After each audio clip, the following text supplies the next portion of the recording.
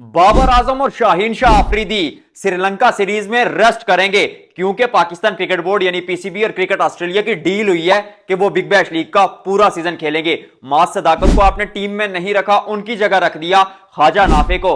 माज सदाकत ने rising star Asia cup में और उसके अलावा डोमेस्टिक क्रिकेट में हर जगह परफॉर्म किया। ख्वाजा नाफे कहां से आगे? नथिंग अगेंस्ट ख्वाजा नाफे, अच्छे खिलाड़ी हैं, टैलेंटेड खिलाड़ी हैं, पर उस प्रोसीजर की बात करेंगे और शादाब खान वापस आ गए उसके बारे में बात की जाएगी। और फिर यह सवाल आपके सामने रखेंगे कि कैसे सुफियान मुकीम इस टीम में नहीं है, हारिस रऊफ, मोहम्मद रिजवान और उसके अलावा अगर देखा जाए तो उस्मान तारिक, इन खिलाड़ियों का फ्यूचर क्या है, कौन से खिलाड़ी वर्ल्ड कप में जाएंगे। और जब आप इस वीडियो को देखने के लिए आए तो एक ही सवाल होगा आपका कि हम क्यों देखें इस वीडियो को, क्योंकि स्क्वाड तो आपने देख लिया, सब लोगों ने बात कर ली, हम एक अलग एंगल से एनालाइज करेंगे स्क्वाड को। मेन्यू आज का यानी मेन पॉइंट्स आज के मैं आपके सामने रखते देता हूं कि किस किस पर बात करेंगे। बाबर आजम, शाहीन शाह अफरीदी अपनी टीम छोड़कर खेल रहे हैं बिग बैश लीग, ये डील क्या हुई है वो आपको बताऊंगा। फिर वन बाय वन चलेंगे, माज सदाकत को क्यों नहीं रखा गया, सुफियान मुकीम को क्यों नहीं रखा गया, आप हसन नवाज को ड्रॉप कर देते। और उसके अलावा अगर देखा जाए तो स्पिनर्स में उस्मान तारिक टीम में हैं, लेकिन क्या वो वर्ल्ड कप खेलेंगे। और फिर रिजवान की बात करेंगे और उनके अलावा हम बात करेंगे कि हारिस रऊफ जो परफॉर्म कर रहे हैं बिग बैश लीग में, क्या वो वर्ल्ड कप खेलेंगे। We shall find out it. One by one चलते हैं, वीडियो पूरी देखिएगा क्योंकि बहुत मजेदार तरीके से आज जो है ना मैं सारी चीजें आपके सामने रख रहा हूं। तो आगाज करते हैं एक्चुअली बाबर आजम और शाहीन शाह अफरीदी से।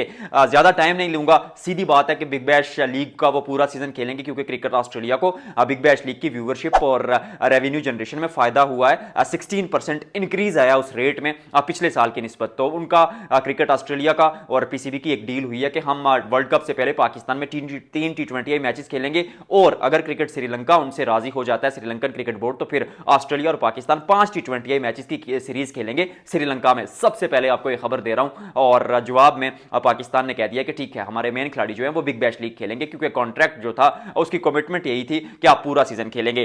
एक अच्छी चीज, ठीक है, यंगस्टर्स को आप मौका दे रहे हैं, लेकिन यंगस्टर्स पर अगर आए तो माज सदाकत 376 रन बनाते हैं राइजिंग स्टार एशिया कप में, तने तनहा भारत के खिलाफ वो लाजवाब इनिंग्स, गेंद से देखें, बल्ले से देखें, अपने कंधों पर पूरी टीम का बोझ उठाया। फिर पाकिस्तान शाहीन्स के लिए जहां जहां मौका मिला वहां वहां परफॉर्म किया। 130-40 का स्ट्राइक रेट रहता है रेगुलर जो है, जो वनडे कप उन्होंने खेला रिसेंटली। उसके अलावा अगर देखा जाए डोमेस्टिक क्रिकेट जो खेला प्रेसिडेंट कप, उसमें 130-40 का स्ट्राइक रेट, ओडीआई में और T20 में स्ट्राइक रेट 150 से ऊपर चला जाता है। क्या करे ये खिलाड़ी पाकिस्तान टीम में आने के लिए, और आप ख्वाजा नाफे को लेकर आते हैं। बहुत से लोग उनके आने पर खुश हैं, मुझे भी पर्सनली ऐसा लगता है कि ठीक है, यंगस्टर्स को आप मौका दें, लेकिन कच्चा खिलाड़ी है क्योंकि T10 लीग की अगर उस परफॉर्मेंस को देखें तो कितने नंबर पर आकर बल्लेबाजी करते थे, चौथे पे, पांचवें पे, कभी ओपनर। तो फिर ख्वाजा नाफे को जब आप टीम में लेकर आते तो पाकिस्तान टीम में कहां खिलाएंगे, क्योंकि ऑलरेडी तो आपका ओपनर जो है फखर जमान वो 6 नंबर पर खेल रहा है। ओपनिंग की अगर और मजीद बात की जाए तो साइम अयूब ओपनर है, साहिबजादा फरहान ओपन है, बाबर आजम भी क्योंकि वर्ल्ड कप में तो वो भी होंगे तो उनको भी आप ओपनिंग की तरफ से ही देखेंगे। उसके अलावा अगर पाकिस्तान टीम में नजर दौड़ाई जाए तो सलमान अली, क्या कहते हैं, सलमान अली आगा हैं, या फिर हसन नवाज थे उससे पहले, अब्दुल समद हैं, ये सारे खिलाड़ी तो नंबर 4 या उससे ऊपर पर बल्लेबाजी करना पसंद करते हैं। तो फिर ख्वाजा नाफे के साथ भी आप वही करेंगे जो आपने हसन नवाज के साथ किया। लड़के ने रन बनाए थे डोमेस्टिक क्रिकेट में बतौर ओपनर, पीएसएल में चौथे नंबर पर रन बना रहे थे, पाकिस्तान टीम में लेकर आए बतौर ओपनर, 100 भी किया, रन बनाए, चौथे पांचवें नंबर पर भी परफॉर्म किया। फिर आपको उन छठे पर डाल देते हैं, तो फिर वही काम आपने ख्वाजा नाफे के साथ करना है। और एट दिस स्टेज अगर आप ख्वाजा नाफे को लेकर आते हैं, क्या उनको मैच खिलाएंगे? और अगर नहीं खिलाए तो फिर बगैर खिलाए ड्रॉप कर देंगे, और अगर खिला लिया और परफॉर्म कर लिया तो फिर बाबर आजम को आपने इंटर करना है, कहां उनको खिलाएंगे? ये समझ से बाला तर रहा है। और दूसरी जानिब माज सदाकत जो खिलाड़ी प्रोसेस से गुजरता हुआ आ रहा है, जो पाकिस्तान ए के लिए परफॉर्म कर रहा है, जो परफॉर्म कर रहा है डोमेस्टिक क्रिकेट में, पीएसएल में भी डेब्यू पर किया था 50, T20 में 100 बनाया, वनडे में 100 बनाया, फर्स्ट क्लास में 100 बनाया। खिलाड़ी क्या करे? और सीधी सी एक सिंपल सी बात है, नो डिबेट, ख्वाजा नाफे की जगह माज सदाकत का जो है वो नंबर बनता था। कुछ अगेंस्ट नहीं हूं ख्वाजा नाफे के, अच्छे खिलाड़ी हैं, यंगस्टर्स को मौका देना चाहिए, पर मेरिट की जब बात आती है, प्रोसेस की बात आती है, आप खिलाड़ी को तैयार करने की बात करते हैं, तो तैयारी तो सारी माज सदाकत ने की थी। आप ख्वाजा नाफे को लेकर आते हैं और ख्वाजा नाफे जो हैं फिर आप उनको जब टीम में लेकर आते हैं तो फिर आप सोचते हैं कि अगर वो आपके प्लान का हिस्सा दे तो फिर इमर्जिंग एशिया कप में आप गाजी गोरी को बतौर विकेट कीपर क्यों भेज देते हैं? फिर क्यों ख्वाजा नाफे को नहीं भेजते? कोई होमवर्क नहीं है, कोई तैयारी नहीं है पाकिस्तान क्रिकेट बोर्ड की। और कीपर फिर साहिबजादा फरहान भी आपके पास कीपर है, उस्मान खान भी कीपर है, ख्वाजा नाफे भी कीपर है, कौन सा परमानेंट कीपर है ये भी तो आपने अभी डिसाइड करना है, क्योंकि उस्मान खान को अगर बतौर कीपर आप खिलाएंगे तो फिर रिजवान कैसे एंटर होंगे, उन पर आगे चलकर बात करेंगे।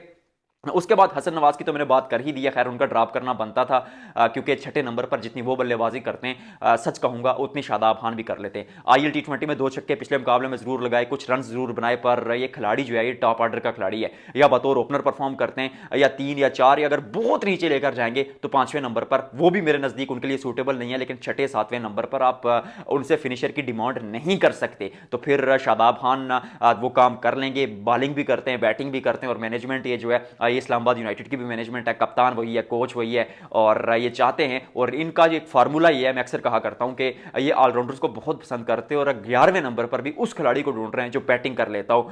2011 में ये पाकिस्तान के कोच होते ना या कप्तान होते, ये सईद अजमल की जगह बिलावल भट्टी को खिला देते।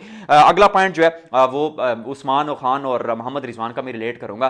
देखिए, रिजवान ने बिग बैश लीग में परफॉर्म नहीं किया, अगर वो बिग बैश लीग में परफॉर्म कर लेते तो शायद चांस बन जाता कि वो खेलें। अभी भी वो खेलेंगे पाकिस्तान क्रिकेट टीम के लिए, ये बात लिख लीजिएगा, या खेलें ना भी फिर भी बहुत बात होगी उन पर वर्ल्ड कप से पहले, क्योंकि उस्मान खान के लिए जो श्रीलंका में सीरीज है ये डू और डाई है। अगर उस्मान खान इस सीरीज में परफॉर्म नहीं करते और रिजवान पीछे बिग बैश लीग में रन बना देते कुछ, और ऑस्ट्रेलिया के खिलाफ जो सीरीज है वहां पर शायद रिजवान को मौका दिया जाए, तो फिर वहां पर क्या होगा, अब्दुल समद, ख्वाजा नाफे इन खिलाड़ियों को लेकर आते, खिलाते नहीं है, ड्रॉप कर देंगे, क्योंकि बाबर रिजवान अगर आते फिर ख्वाजा नाफे हो गए, अब्दुल समद हो गए, अगर उस्मान खान को आप नहीं भी ड्रॉप कर दे तो किसी को तो ड्रॉप करना पड़ेगा। क्या कहते हैं, सेंसलेस और ब्रेनलेस सिलेक्शन है।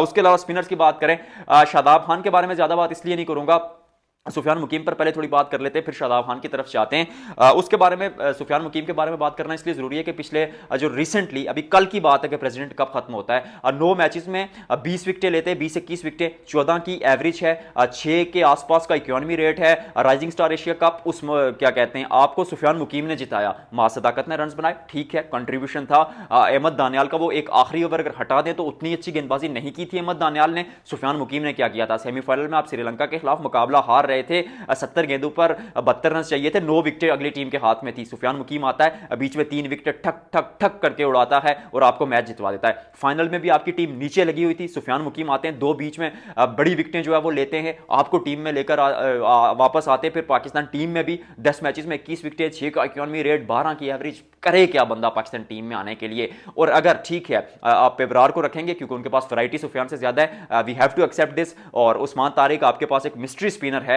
आप उसको वो सरप्राइज पैकेज के तौर पर वर्ल्ड कप में लेकर जाना चाह रहे हैं, और शादाब को आप खिलाएंगे तो नवाज नो डाउट परफॉर्मर है। अगर उनकी जगह नहीं भी बनती सुफियान मुकीम की, इस लॉजिक पर जो मैंने आपको दिया, आपको ये नहीं पता, मैं सच बता रहा हूं, तो फिर उसके लिए सुफियान मुकीम को कॉल कर देनी चाहिए, क्या कहते हैं उनको कम्युनिकेट कर देना चाहिए कि भाईजान अभी आपकी टीम में जगह नहीं बन रही, वर्ल्ड कप के बाद जो है आप हमारे प्लान का हिस्सा हैं, आपको खिलाड़ियों को साथ लेकर चलना पड़ेगा। यही एक चीज शायद मास सदाकत के साथ भी करनी चाहिए, क्योंकि लड़का होनहार है, और हाजा नाफे के लिए मैं फिर कहूंगा परफॉर्म कर दिया तो फिर निकालना पड़ेगा, क्योंकि बाबर को लेकर आना है, और अगर नहीं परफॉर्म करते तो एक सीरीज के बाद निकाल देंगे। ये कर क्या रहे हैं आप लोग, मास सदाकत को खिला देते तो चले, कम से कम ये बात जरूर आती है आपके दिमाग में कि ठीक है प्रोसीजर से लड़का गुजर कर आया है, फर्स्ट क्लास में रन बनाए, पीएसएल में 50 किया था, टी20 में 100 किया, पाकिस्तान के लिए खेलते हुए, पाकिस्तान शाहीन्स के लिए खेलते हुए, पाकिस्तान ए के लिए खेलते हुए परफॉर्म किया, पर हाजा नाफे की परफॉर्मेंस उस तरह तो नहीं है, ये तो कड़वी सच्चाई है। आखिरी पॉइंट इस वीडियो का जो कहाँ गया, होमवर्क करके आना पड़ता है यहाँ पर आप लोगों के सामने, उसमें यह है कि हारिस रऊफ वगैरह अब नसीम शाह स्क्वाड में, तो उनको आखिरी शायद मौका दिया जाए, अगर परफॉर्म करते तो वो वर्ल्ड कप खेलेंगे। शाहीन अफरीदी ऑटोमेटिक चॉइस हैं। सलमान मिर्जा की तरफ आपकी नज़रें होंगी कि उनको ड्रॉप किया जाए, वसीम जूनियर को ड्रॉप किया जाए, क्योंकि हारिस रऊफ को आप मुझे लगता है कि एन मौके पर एंटर करेंगे, और एंटर करना बनता भी है। मैचेस हरवाए, कुछ अहम मौकों पर चौक किया, कोहली के खिलाफ वो 2 छक्के, फिर 15 रन से सुपर ओवर, क्या कहते हैं यूएसए के खिलाफ, फिर लास्ट एशिया कप में तिलक वर्मा के खिलाफ वो छक्का, लेकिन बंदे में इतना दम है कि किसी भी दिन 145 के ऊपर की रफ्तार के साथ रेगुलर गेंदबाजी कर सकते हैं, जो पाकिस्तान में नहीं दिखाई दे रहा पिछले कुछ अरसे में। हालांकि एक समय ऐसा कहा जाता था कि हर गली में 150 की रफ्तार से गेंदबाजी करने वाला गेंदबाज है इस मुल्क में, लेकिन अब नहीं है। और जब आप श्रीलंका में जाते हैं तो वहां पर यह होता है कि वहां पर या तो आपको स्पिनर्स काम आते हैं, या तो फिर आपको ऐसे गेंदबाज काम आते हैं जो खुद पेस जनरेट करे 145 के ऊपर की। तो हारिस रऊफ के अलावा आपके पास ऑप्शन नहीं है। गन फील्डर भी हैं, एक फाइटर हैं तो फिर आप उनको एंटर करेंगे, ये बात याद रखिएगा। तो फिर आप वसीम जूनियर और सलमान मिर्जा को यूं क्लोजली देखेंगे कि भाई कौन सा लड़का परफॉर्म नहीं कर रहा, किसकी परफॉर्मेंस ऊपर नीचे हुई है, तो आप हारिस रऊफ को वापस लेकर आएंगे। आज की वीडियो मैं देख लूं कि कोई पॉइंट बचा तो नहीं है। खैर कमेंट सेक्शन में तब तक आप लोग बताएंगे कि आपके नजदीक ये स्कोर ठीक है नहीं है, हाजा नाफे को होना चाहिए था नहीं होना चाहिए था, मास सदाकत के साथ क्या ज्यादती की जा रही है, और जो है सुफियान मुकीम मतलब क्या करे बंदा। शादाब खान पे बात करके वीडियो को एंड करते हैं। शादाब खान पे जो मैं बात करूंगा वो ये करूंगा कि शादाब खान ने क्योंकि बिग बैश लीग में एक मुकाबले में 3 विकेटें ली, एक मुकाबले में 2 विकेटें ली, 15 गेंदों पर 20-25 रन भी बना देते 130-40 के स्ट्राइक रेट से, जो 6-7वें नंबर पर शायद पाकिस्तान को जरूरत होंगे भी। नवाज भी बल्लेबाजी करते हैं, फहीम अशरफ भी बल्लेबाजी करते हैं, तो शादाब खान आपको वहां पर इसलिए चाहिए क्योंकि शादाब खान आपकी टीम के में वो 3 डायमेंशनल प्लेयर का रोल अदा करेगा। तो ठीक है, वर्ल्ड कप से पहले आप उनको चांस जरूर देंगे, और वाइस कैप्टन है, इतने जल्दी तो ड्रॉप अप नहीं कर पाएंगे। टीम अच्छी है, टीम बुरी नहीं है, लेकिन जो सिलेक्शन की गई है उसके पीछे क्या थिंकिंग है, उसके पीछे क्या माइंडसेट है, वो समझ नहीं आ रहा।